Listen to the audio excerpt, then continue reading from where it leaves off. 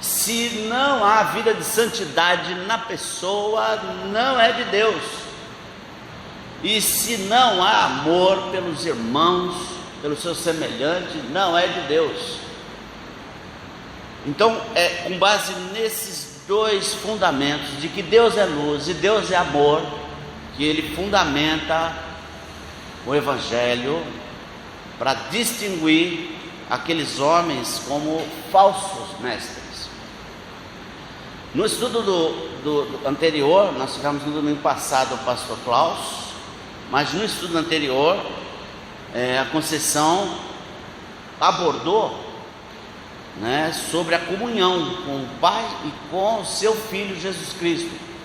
E João vem batendo nessas teclas. Ele vai fazer isso durante toda a carta, toda a epístola, primeira epístola de João. Ele vai fazer isso. Então, manter comunhão com Deus é andar na luz, é andar em santidade.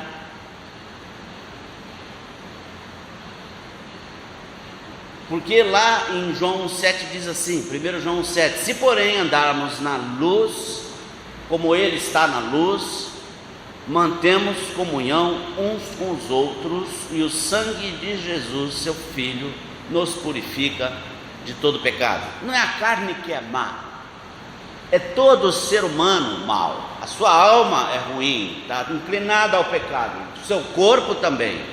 Não é o corpo, então, o espírito, então eu não preciso de Jesus, não preciso da salvação em Jesus, Essa é a ideia de descredenciar o sacrifício de Jesus, que sai lá do inferno, da mente diabólica de Satanás, E alguns se deixam enganar, porque desconhecendo o Evangelho, se deixam enganar. Alguns saem da comunhão dos irmãos, e passam a praticar aquela série de imoralidades e devassidão moral. Os mestres que aqui ensinavam dentro da igreja esses princípios. Então, se a gente andar na luz, se a gente andar em retidão, não cometendo pecado, é possível. João diz que não. Isso é possível? João diz que não, Mas o que ele fala aqui é que nós não devemos viver na prática de pecado, não querendo praticar o pecado, porque nós vamos praticar porque somos pecadores. Enquanto nós vivemos, nós vamos praticar. E aí é que se torna difícil identificar por esse aspecto, porque todos nós somos pecadores. Em dado momento, eu e você estaremos pecando na nossa vida, Mas aquilo que você professa, que Jesus veio em carne, isso é fundamental. É nisso que eu creio, que Ele veio em carne e morreu no meu lugar. Por isso, um sacrifício perfeito. Se eu peco, Jesus não. E aí a diferença está aumentando bastante. Mas era só João que falava sobre essa questão da questão do pecado, que o pecado atrapalha a comunhão com Deus? Não, todos os apóstolos. Fugir da impureza, Paulo, 1 Coríntios 6,18. Qualquer outro pecado que a pessoa cometer fora do corpo, mas aquele que pratica a imoralidade peca contra o próprio corpo.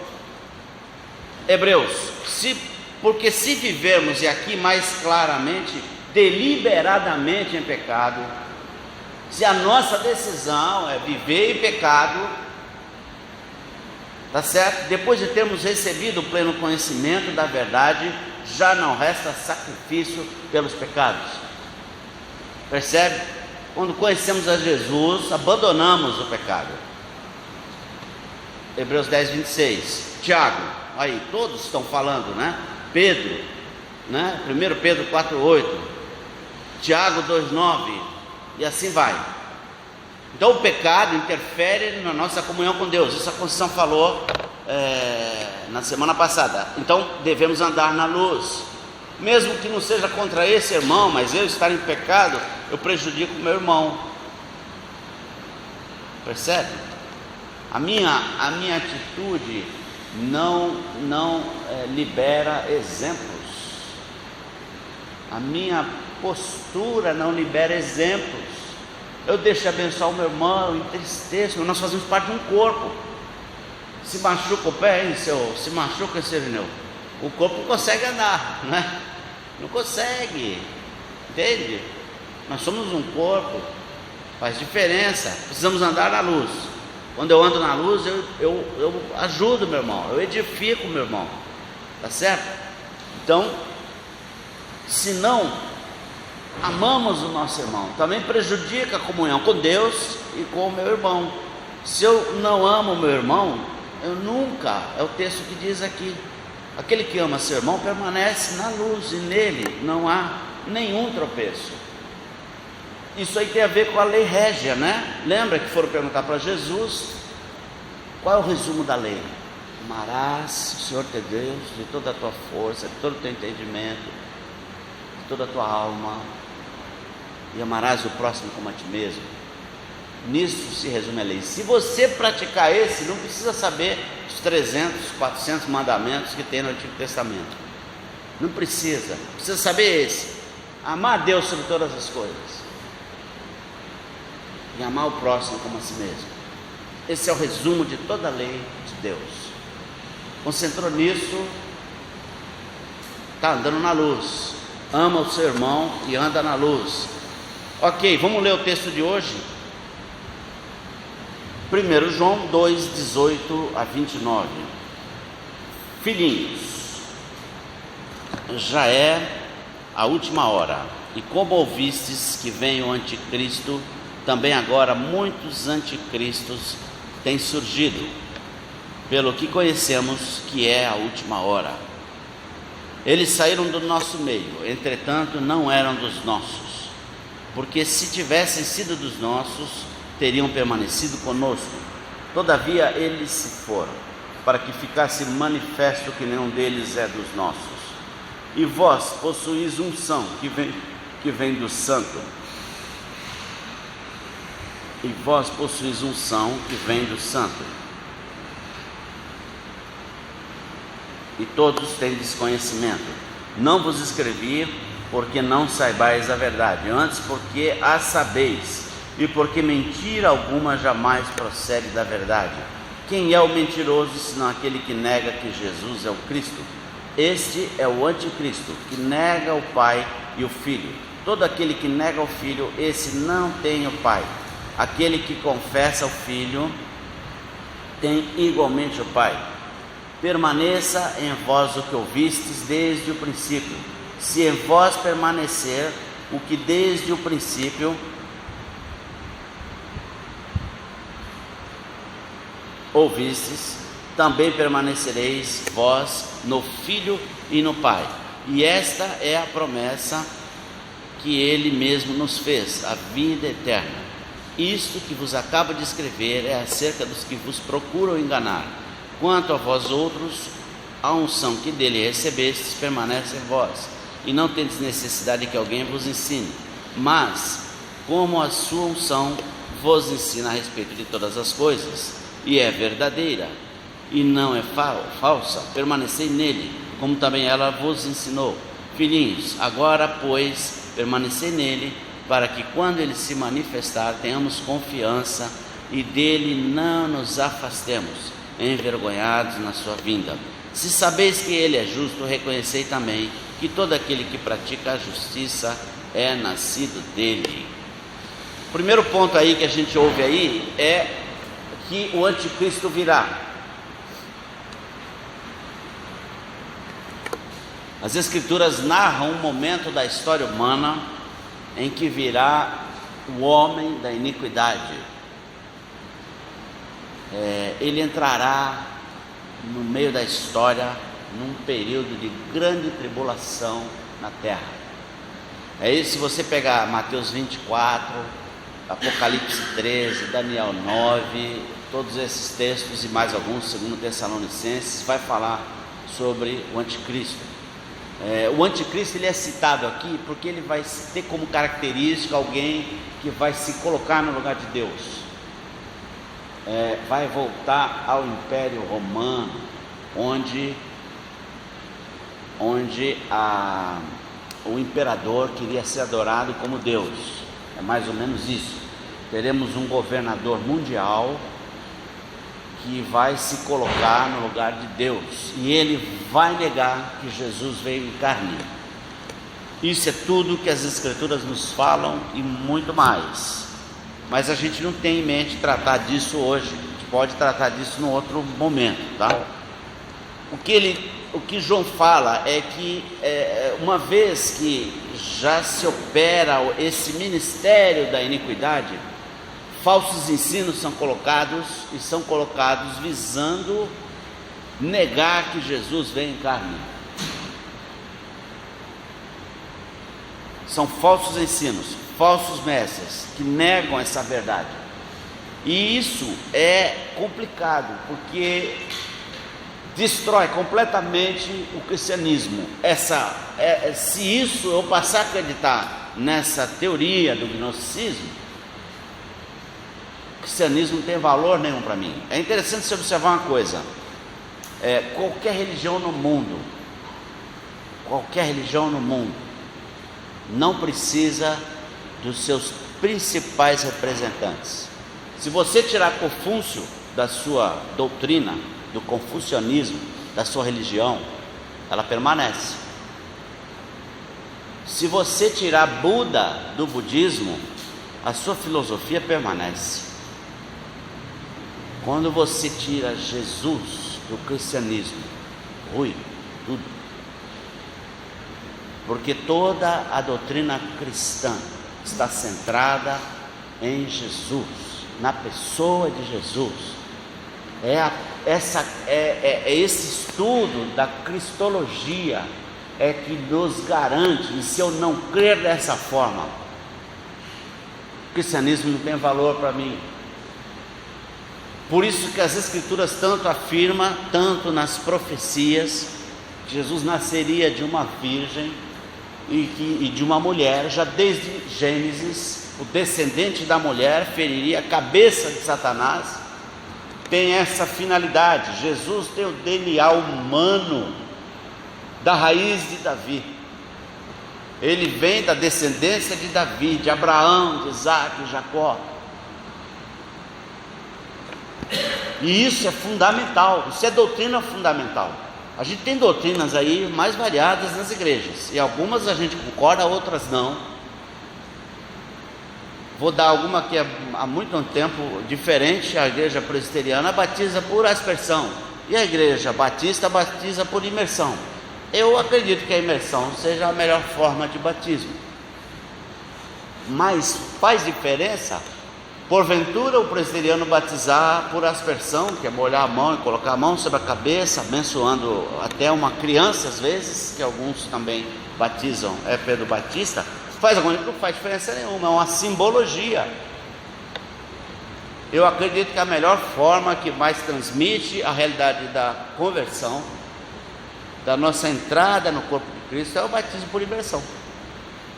Mas isso impede, isso aí afronta alguma doutrina fundamental do cristianismo? Não afronta. Mas dizer que Jesus não é homem, afronta.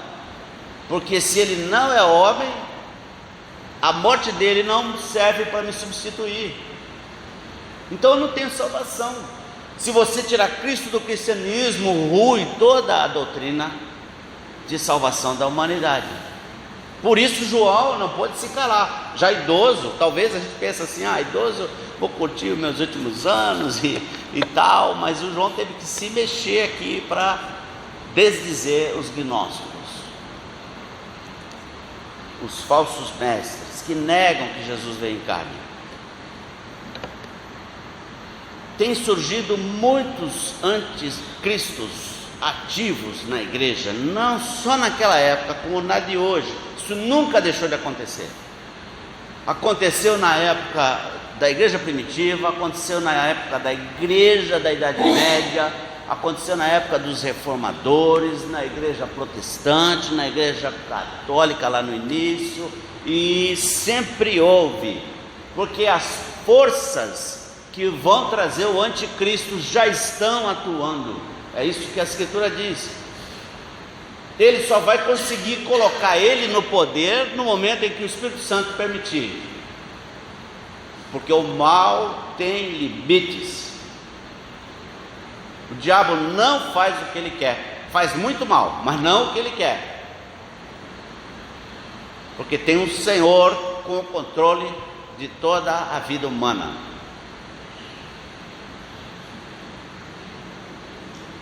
Então essa é uma doutrina fundamental do cristianismo, a encarnação de Cristo. Por isso João não se calou, se manifestou, por causa da morte sacrificial de Jesus por mim e por você. E eu preciso crer nisso. Justificação pela fé. Jesus é o caminho, a verdade, a vida. Não tem outro caminho. Nenhum outro homem poderia morrer por mim e por você, nenhum outro. Só o Senhor eterno, vindo em carne, porque precisava ser um homem. A perfeita justiça de Deus exige um homem perfeito para poder te salvar, e a mim também. E não foi achado nenhum. Por isso, na eternidade passada, Jesus já estava destinado pela Trindade, por decisão dele mesmo, bem como do Espírito Santo de Deus e do Deus Pai, já estava destinado a segunda pessoa da Trindade encarnar, com a finalidade de salvar a mim e a você.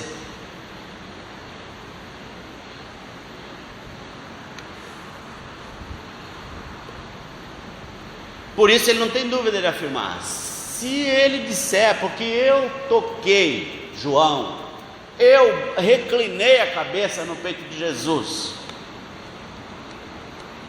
o que nós vimos, o que nós ouvimos foi impressionante. Eu vi Deus na figura humana. Desde o princípio ele estava lá, ele era o Verbo, ele estava com Deus. Façamos o homem à nossa imagem. Não foi eu vou fazer o homem, não é decisão de um, é decisão de três. Elohim, nós cantamos Jeová Rafá, Jeová Nissi, Elohim. Elohim, Elohim é Deus plural, que é o Deus que está lá em Gênesis. No princípio Deus criou os céus e a terra. Jesus, o Espírito Santo e Deus Pai criaram os céus e a terra. Mas esse Jesus veio em carne. Ele no princípio era o Verbo, ele era a palavra viva de Deus. Aí a gente tem que fazer um alerta, né? Uma coisa é um entendimento que fica claro: se eu confesso com a boca que eu creio em Jesus, tendo vindo em carne, beleza.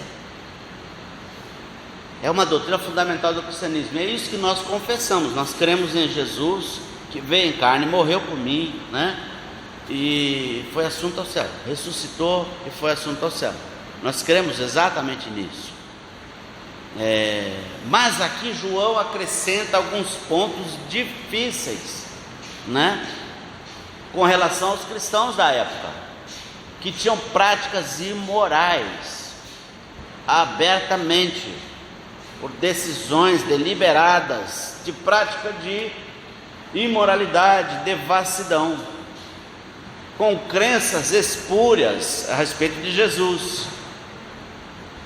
Mas eles pertenciam a uma igreja visível. E aí eu quero falar agora a igreja de hoje, porque isso se torna um pouco mais complexo, porque todos nós somos pecadores, e aí nós temos uma dificuldade. Se a gente olhar para a vida do outro, a gente vai ver pecado. Se você olhar para mim, você vai ver pecado. E aí fica difícil a gente avaliar dessa forma. Mas juntando tudo, onde João fala dos mestres gnósticos, vendo tudo, vendo o que eles professavam, e não teve dúvida de concluir, e o resultado dessa crença deles, ele não teve dúvida de proferir que eles não eram dos nossos, nunca foram, eles nunca receberam Jesus, eles nunca creram em Jesus como homem. E foi bom que eles se manifestaram, porque assim eles saem do nosso meio. Então, mas temos aí outros critérios que você mesmo pode se avaliar. Professar e crer em Jesus encarnado, vida reta e amor entre os irmãos. Amor, gente, é servir, não tem nada da teoria, não é novela das 8, tá certo? Amor é servir um ao outro. Amor é eu não ficar agredindo meu irmão. Às vezes dá vontade, não é? Às vezes dá vontade, mas não é isso, gente, não é isso. Amor é a gente tratar com dignidade. Amor é a gente respeitar, amor é a gente servir, é cuidar uns dos outros, na dificuldade. Mas eu quero dizer que por esse critério não é sábio sairmos por aí segregando os irmãos. Opa, esse aqui me tratou mal hoje e tal, então esse aí não é crente. A gente tem mania de falar que é bode, que é ovelha. Alguns eu já vi falando assim. Cuidado, gente, não é bem assim, tá certo? Nós estamos falando aqui onde uma doutrina estava sendo ensinada, uma doutrina fundamental, estava sendo ensinada de uma forma completamente distorcida, descaracterizando completamente o Evangelho de Cristo, né? João se manifesta sem nem já rapidinho ele captou que aqueles caras nunca receberam Jesus, sempre creram dessa forma, falsos mestres. Então, mas a gente tem que tomar cuidado por tudo isso aí, tá certo? Por quê? Porque só no juízo final, os irmãos lembram do texto, não vou ler, que Jesus separa, é só na colheita que separa o joio do trigo. É só lá no juízo final que ele fala: olha, vem para a minha direita e você vai para lá, maldito, porque eu nunca te conheci. É só naquele momento. E quem está fazendo é Jesus, não sou eu, nem é você, e nem é ninguém, nem João.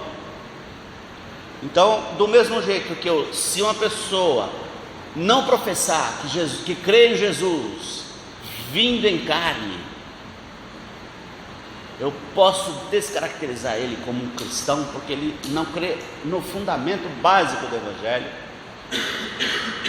Eu não posso descredenciar alguém que confessa exatamente isso, que Jesus, ele crê em Jesus que veio em carne.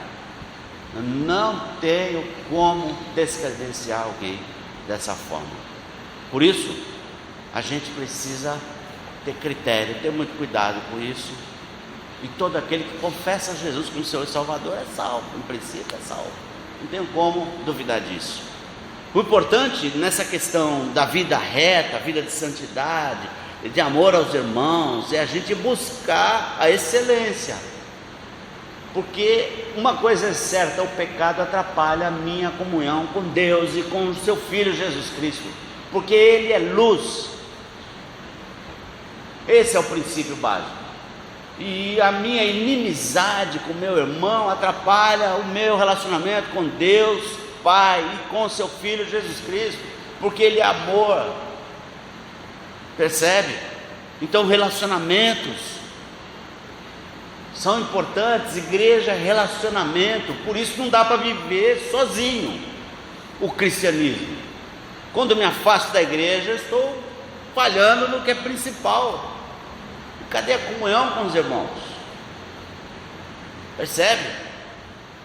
O importante é não vivermos deliberadamente em pecado e buscarmos sim a prática das virtudes cristãs.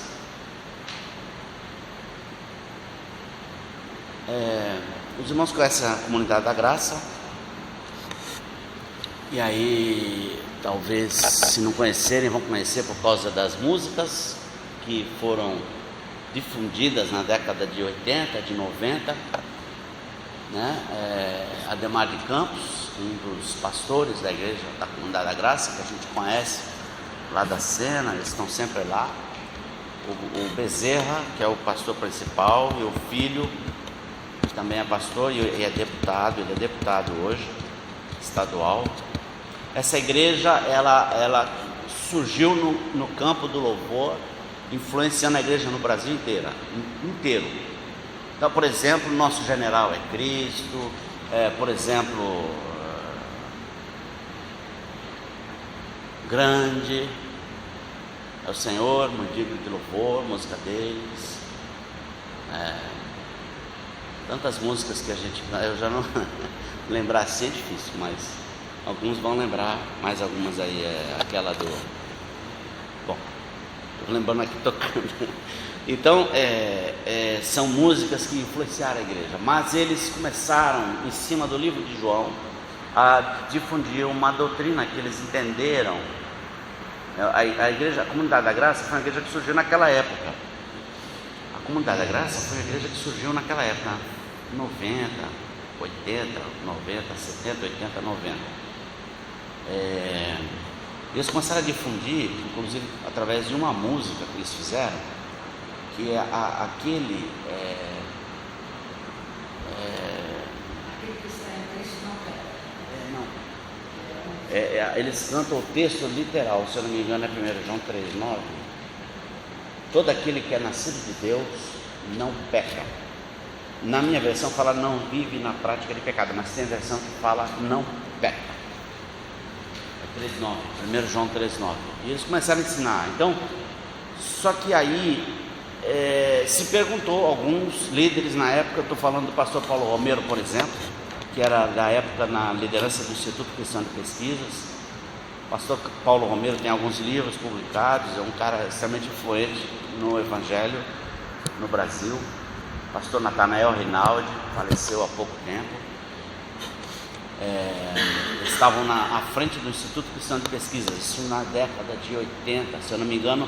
Essa música foi feita em 1985, ou foi gravada em 1985, e foi uma doutrina que eles ensinavam, que não pecava, né?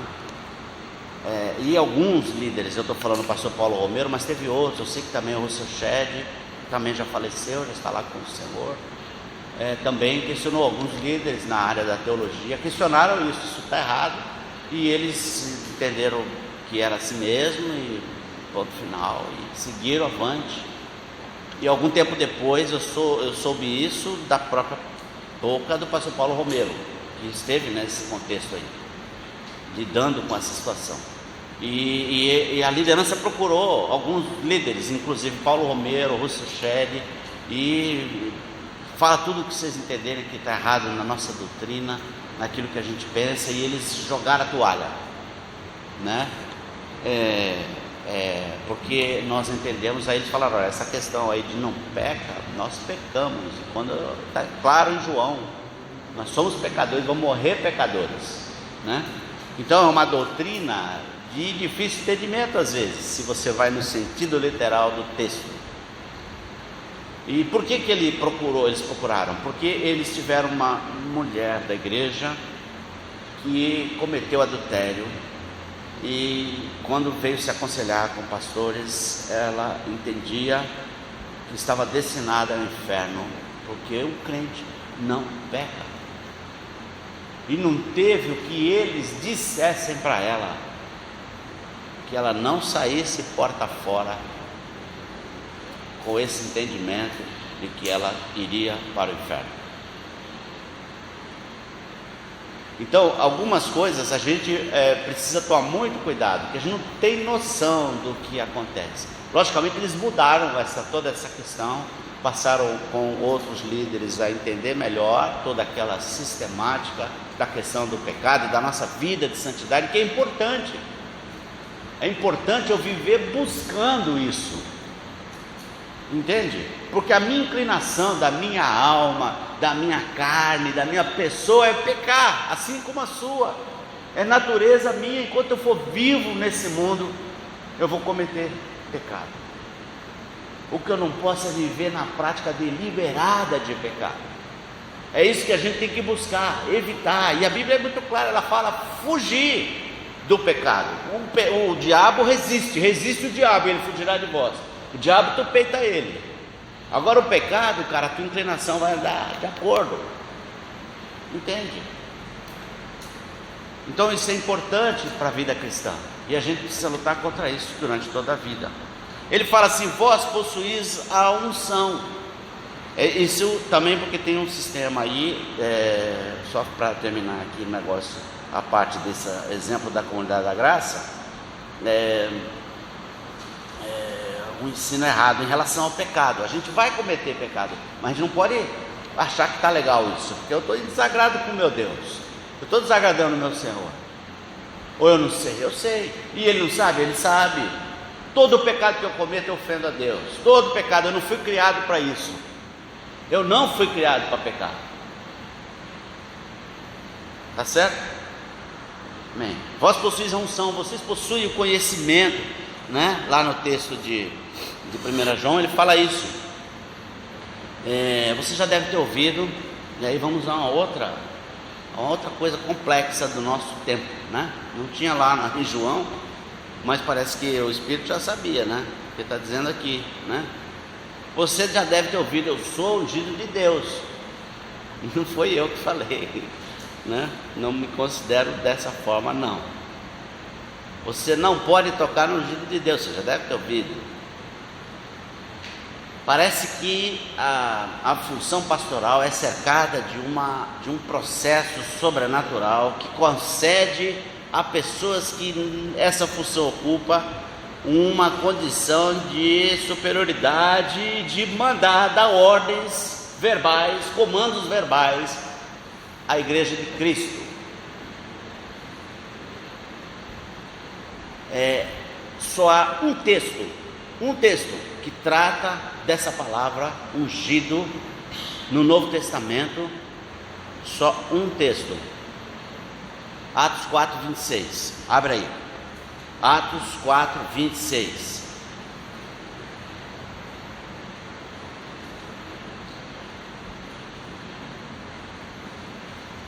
Levantaram-se os reis da terra e as autoridades ajuntaram-se a uma contra o Senhor e contra o seu ungido. Você olha o contexto, está falando de Jesus.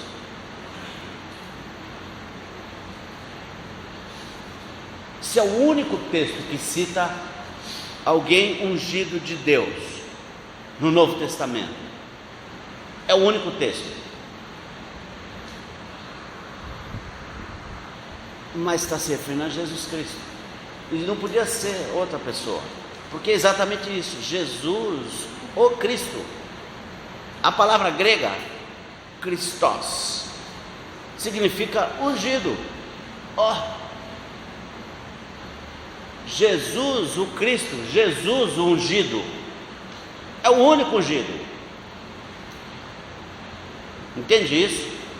Alguns lançam mão do Antigo Testamento, e no Antigo Testamento a gente vai ver que a unção tinha uma finalidade. Geralmente era feito com óleo, se derramava o óleo como um símbolo do derramamento do Espírito Santo sobre a pessoa, tá certo? Assim aquela pessoa era capacitada pelo Espírito de Deus à realização de alguma tarefa. Geralmente reis, profetas e sacerdotes. A pessoa que recebia essa unção agia segundo a vontade de Deus, não segundo a sua própria vontade. Mas não é uma posição de autoridade, mas uma unção específica. E aí nós temos reis. Então Davi foi ungido, Saul foi ungido rei, uma autoridade política. Nós vamos ter uns ungidos como profetas e como sacerdotes, autoridades no campo da espiritualidade judaica, tá certo? Para uma função específica. O sacerdote, ele sacrifica pelo pecado, ele promove sacrifícios no templo, na época, no tabernáculo. O rei governa o povo, tá certo? E profetas e sacerdotes na sua atuação como profetas e sacerdotes. Quando alguém não fez o que devia fazer, extrapolou na sua atividade, se deu mal. Saul, por exemplo, se deu mal. Sansão se deu mal. Eli se deu mal. Gente, a gente precisa ter em mente que essa questão, ela não pode ser trazida para o Novo Testamento. Por quê? Porque está escrito lá em Romanos 15:4,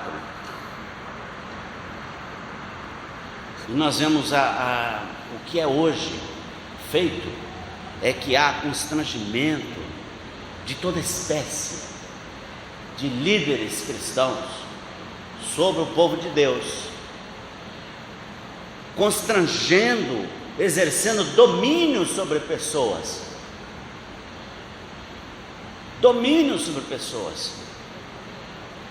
sobre os seus liderados. Mas o que está dizendo em Romanos 15:4? Fala assim: pois tudo quanto outrora foi escrito, para o nosso ensino foi escrito, a fim de que pela paciência, pela consolação das Escrituras tenhamos esperança. Em Hebreus 8:5 fala sobre os sacerdotes, os quais ministram em figura e sombra das coisas celestes. A ministração de sacerdotes é figura, é figurado, é para demonstrar verdades celestiais. Ora, Hebreus 10:1, visto que a lei tem sombra dos bens vindouros, não a imagem real das coisas, mas bens vindouros. Esses ungidos do Antigo Testamento vêm a ser a figura de Cristo, só que nenhum deles exerce as três funções, e é por dado momento. Vem aquele que vai exercer as três funções eternamente.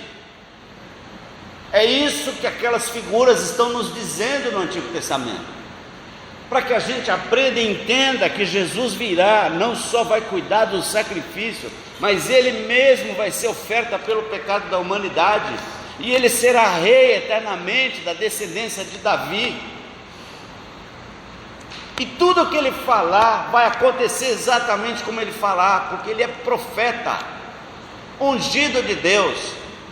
Ele é o Messias, que também é o mesmo significado de Cristo no hebraico. Ungido.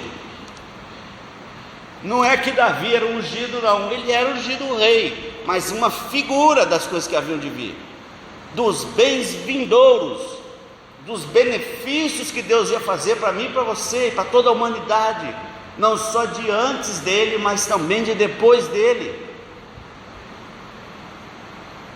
Jesus é que ocupa essa tríplice função eternamente: sumo sacerdote, profeta e rei. Nenhum dos apóstolos de Cristo disse eu sou ungido. Sabe por quê? Porque ele diria eu sou Cristo. E esse pastor aí que está falando eu sou ungido, está dizendo eu sou o Cristo.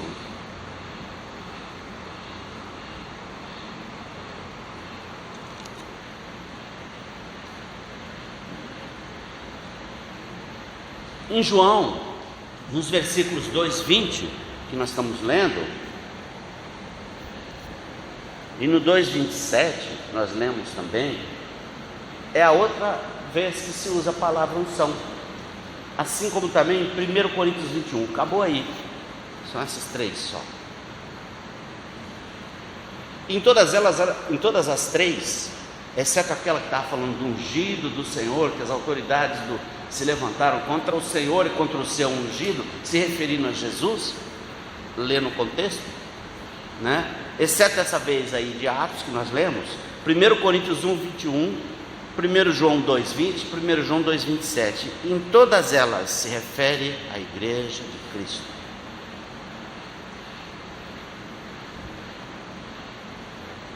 Não há distinção entre mim e você. Pastor não é ungido de Deus, é tanto quanto você é,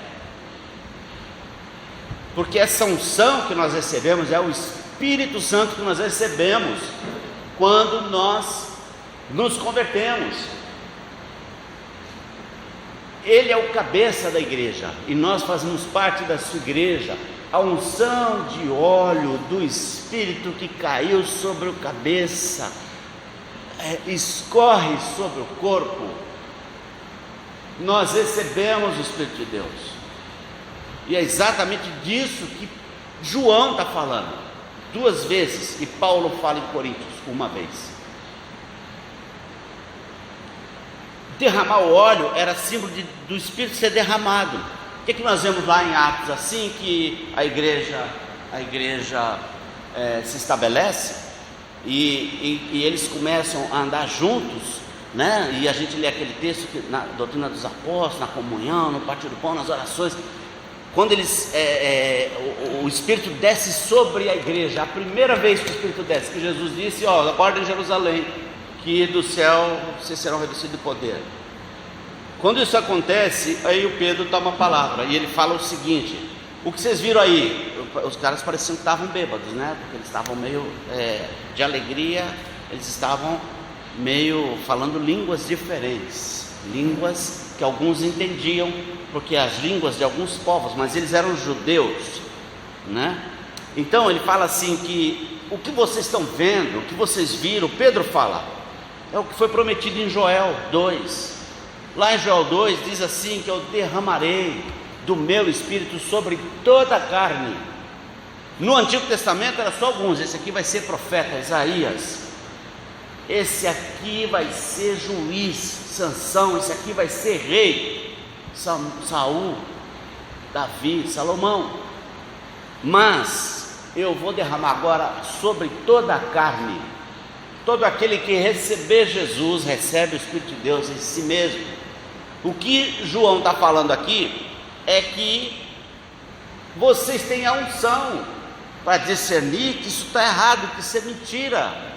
O Espírito de Deus que está dentro de você vai falar isso na tua mente. Eu estou falando aqui não porque eu acho que vocês não saibam, mas vocês vão ser lembrados da mensagem de Jesus. A unção está sobre todos nós. Nós estamos todos debaixo da unção de Cristo. É por causa dele que eu tenho acesso ao Pai no trono eterno.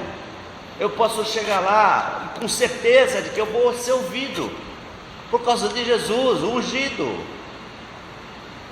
Ao mesmo tempo que nós temos a unção, nenhum de nós pode se declarar ungido, porque ela não é minha. Eu não tenho direito a ela, nem líder e liderado. Somos todos ovelhas. Eu sou como vocês, não há distinção nisso. Agora você tem que me obedecer porque eu sou ungido. Isso aí me lembra islamismo, é tática de domínio sobre as pessoas, usando a religião.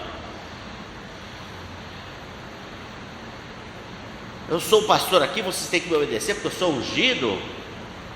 O domínio pertence ao Senhor. O domínio pertence ao Senhor e a ninguém mais. A ninguém mais.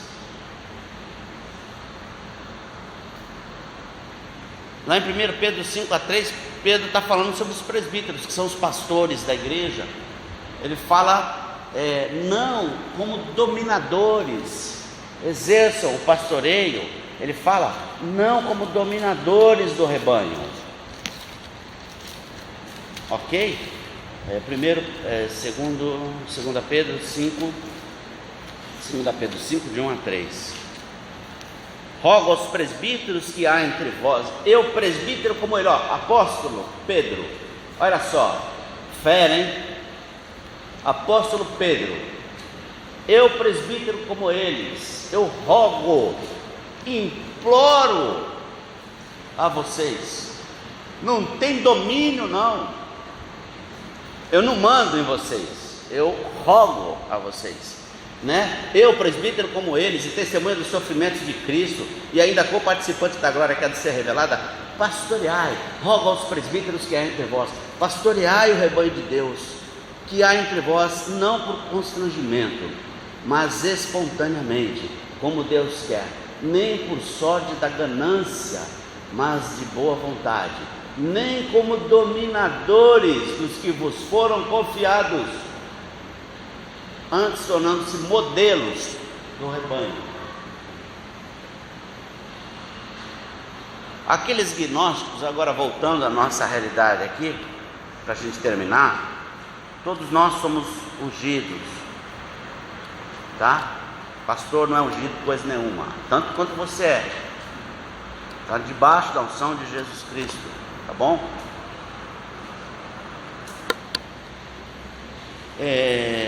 Alguns gnósticos usavam essa mesma tática, né, de domínio, porque é uma tática muito usada em religiões, domínio das pessoas, pelo medo,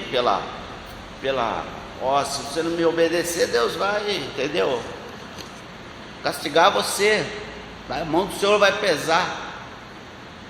Então, eles se diziam portadores de um conhecimento diferenciado, eles eram iluminados, e esse saber, eles eram parte de uma elite espiritual, muito parecido com os nossos dias, só muda as figuras, mas é muito parecido, uma elite espiritual, sabe, alguém, né, que está por cima da carne seca. Somente esses iniciados é que iam ter, através do conhecimento, chegar a Deus, a gnosis. Através do conhecimento chegariam a Deus, e sob essa capa de saber, os gnósticos acobertavam toda a sorte de licenciosidade, impureza e corrupção.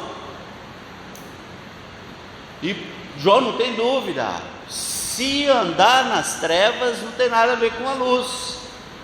Se você anda nas trevas, a prática de boas obras, andar em retidão, é fundamental para a vida cristã.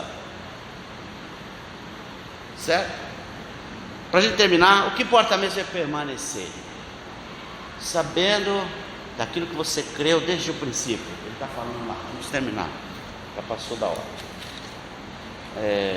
Ele fala lá no finalzinho, versículo 27: quanto a vós outros, a unção que dele recebeis permanece em vós, e não tendes necessidade que alguém vos ensine, porque o Espírito vai tocar na sua mente, vai falar ao teu coração. Está errado, mas como a sua unção vos ensina a respeito de todas as coisas, e é verdadeira e não é falsa, permanecei nele, permanece nele, como também ele vos ensinou. Permanecer na videira verdadeira, permanecer no Filho, não se deixe enganar, permanece nele, do mesmo jeito que você conheceu desde o princípio. O Espírito Santo, a unção sobre nós, nos ensina a respeito de todas as coisas e nos faz lembrar as palavras de Jesus. Permanecer nele é fundamental, nele radicados, nele edificados, praticando a justiça. Nós somos nascidos dele, amém? Isso é fundamental para a gente caminhar a nossa vida cristã, amém? Permanecer nele.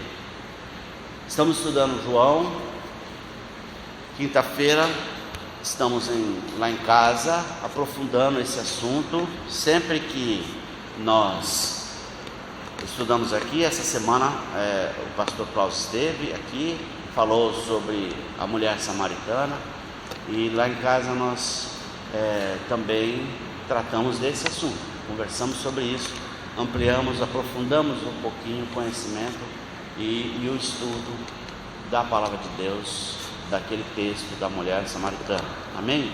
Nessa quinta-feira estaremos falando um pouquinho mais, conversando, ouvindo os irmãos um pouquinho mais sobre esse texto, amém? Todos estão convidados.